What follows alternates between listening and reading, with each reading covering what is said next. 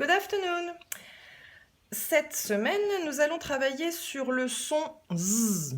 Alors, premier cas, quand j'entends Z, je vois la lettre Z. Alors là, c'est le cas le plus facile. En fait, la lettre Z fait Z. Donc, il n'y a pas de question à se poser. Je vous ai préparé, du coup, une fiche de son avec la lettre Z. Et vous allez y découvrir, retrouver déjà les nombres. Tenez, 11, 12, 13, 14, 15, 16 avec la lettre Z. Et également d'autres mots qu'à mon avis, vous ne connaissez pas tous. Azalée, Zéphyr, Zanzibar, Zizanie. Oh, qu'est-ce qu'ils sont beaux ces mots. La plupart d'entre eux d'ailleurs viennent d'autres langues. Par exemple, le mot zéro, le mot zéphyr ou le mot bazar viennent de l'arabe.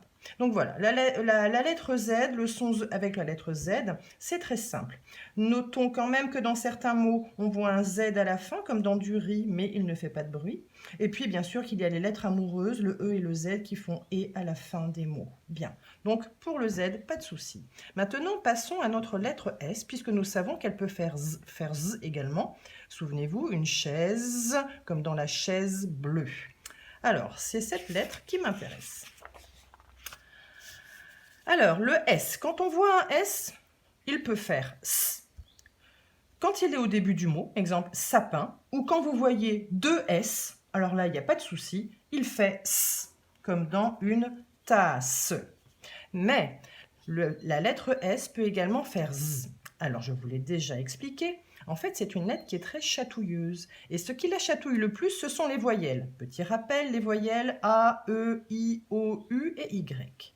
Donc, dans un mot, quand vous voyez que le S est coincé entre deux voyelles, ici, là, je les ai mis en vert, le O et le E, et bien là, ça le chatouille et il fait Z, une rose. Pareil ici, pour vase, le S est coincé entre le A et le E et ça le chatouille. Voilà. Par contre, regardez ici, il est aussi au milieu du mot, mais il n'est pas coincé entre deux voyelles. Ici, j'ai une consonne, le N, et là, j'ai une voyelle, le E. Donc là, ça ne le chatouille pas. Et il fait S, d'accord, comme danse. Donc pour la lecture, je ne m'inquiète pas, ça va venir au fur et à mesure.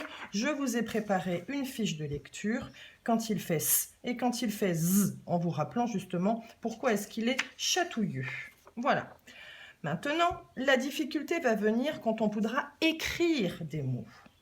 Et il faudra se poser la question de savoir si on doit mettre un S ou deux S. Donc, première chose à faire, qu'est-ce que je dois entendre? Si je dois entendre Z, là, comme par exemple dans une bise, il est coincé entre deux voyelles. Donc là, effectivement, si je dois entendre Z, il faut que ça le chatouille. Et bien, ça tombe bien. Là, entre deux voyelles, ça le chatouille. Bise, pareil. Là, je veux écrire le mot case. Il est coincé entre deux voyelles. Je ne mets qu'un seul S et ça fait bien case parce que ça le chatouille. Notons quand même que dans certains mots, vous ne pourrez pas faire autrement que d'utiliser le Z.